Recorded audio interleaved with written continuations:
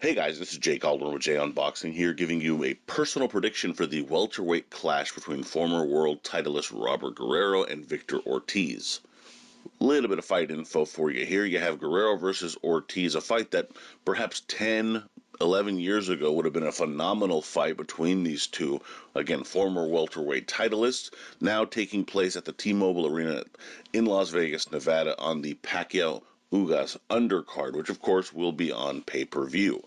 No titles on the line here, just a kind of interesting fight between two guys past their prime, looking to maybe make one final run in the welterweight division. And as I mentioned, just a tad bit beyond its sell-by date, but this is still a weirdly, uniquely interesting contest between two former title holders. Yes, both men are faded. Yes, both men were beaten badly in the last handful of years. Still, all of that effectively makes this an even fight, and that kind of makes it compelling in its own right. Will the winner go on to change the layout of the 147-pound division? No. But will it be an interesting one to break down because of its difficulty to gauge where both of them are in their careers respectively? Yes. So, with that in mind, let's get into it. To start for Guerrero, I think he needs to try to make Ortiz back up. Ortiz is an effective fighter when he's able to come forward and get into more of a fight than a boxing match over time. At least he has been historically. He's had success doing that. Where he is far less effective is backing up.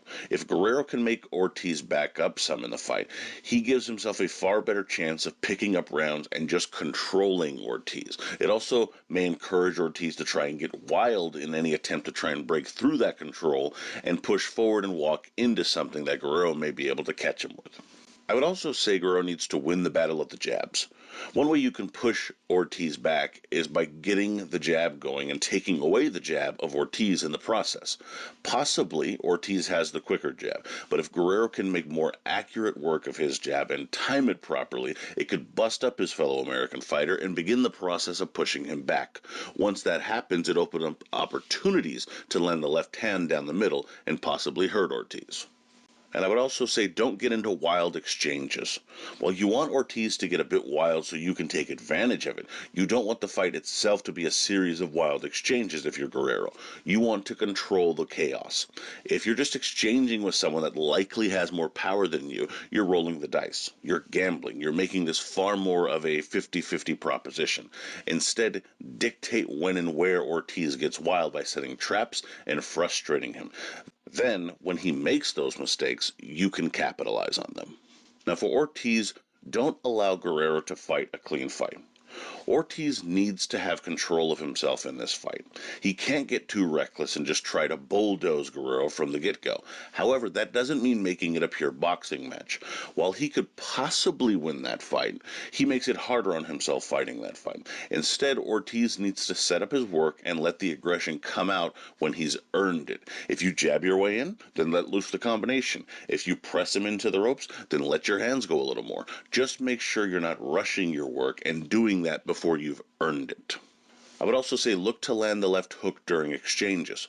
If a single shot will always have the best chance of bailing Ortiz out in any fight, it would have to be the left hand, especially the left hook. However, again, he doesn't want to rush it or throw it for the sake of it. Set it up. Land the jab, then turn it into a hook. Wait and time a lazy shot from Guerrero or even a hook from the California native that he might throw of his own. If you land enough of those left hooks, if you're Ortiz, you're bound to have some success. And finally, and perhaps most importantly for Ortiz, don't let yourself unravel in the fight. And this may be the most important part.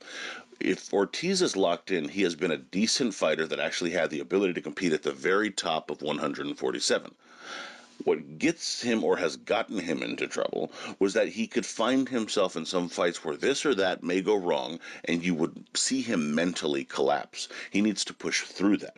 If he's to have any chance in this fight or moving forward, if that's his plan, he has to keep mentally focused and locked in regardless of what might arise in the fight and what could go wrong. Now, as it pertains to my pick here, this one is tough. On the one hand, Guerrero has a better run of fights heading into this encounter. However, he has also faced relative unknowns, and prior to this 3-win streak that he's on, he was knocked out in 3 rounds by a less than his best Omar Figueroa, who's not even a natural welterweight. Conversely, Ortiz has been in with tougher overall opponents lately out of their last, say, 5 or 6 opponents, but has had very mixed to even bad results, to say the least, in that run. Historically, this would have even been a tough fight. What do you trust? The guy in Guerrero that has never been special but was typically solid almost all the time? Or the guy in Ortiz that was anything but consistent but had some special moments in his career? Honestly, I somewhat favor Ortiz here. And I couldn't give you a great reason why, and I would be the least surprised I've ever been to get a fight wrong if I missed this one.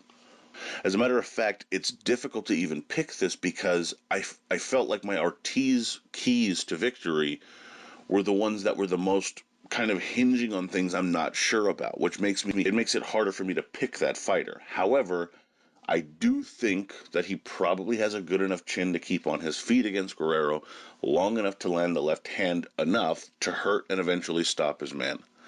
Again, that could be very wrong, but that's the sense that I get in this fight.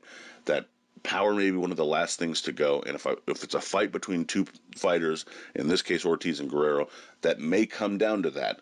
I do tend to slightly favor the Kansas native. However, again, something I could be very wrong on, but I do think Ortiz actually starts off responsibly enough, starts getting more revved up in the earlier rounds, into the middle rounds, and lands some big left hands that ultimately stop Guerrero in those kind of middle frames there.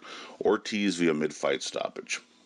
And the betting odds actually go against that pick a little bit, with Robert Guerrero being a 2-1 favor coming in at minus 210.